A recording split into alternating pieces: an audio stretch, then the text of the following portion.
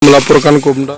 Seorang remaja perempuan bernama Aina Oba hilang di Sungai Kaleleha di Dusun Kaleleha, Desa Terapung, Kecamatan Mawasangka, Kabupaten Buton Tengah. Remaja 12 tahun itu diduga kuat diterkam buaya. Peristiwa terjadi pada 22 Maret 2024 lalu. Korban bersama ibu yang kembali dari kebun melintas di sungai. Korban yang berjalan di depan langsung diterkam buaya. Tim SAR yang membantu melakukan pencarian tak berhasil menemukan korban. Tim SAR pun masih terus menyisir daerah lokasi korban diterkam buaya.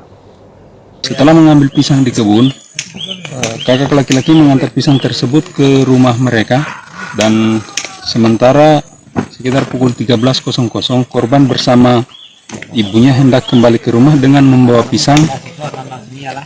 Saat melintasi sungai, tiba-tiba korban diterkam oleh seekor buaya. Saat ini telah dilakukan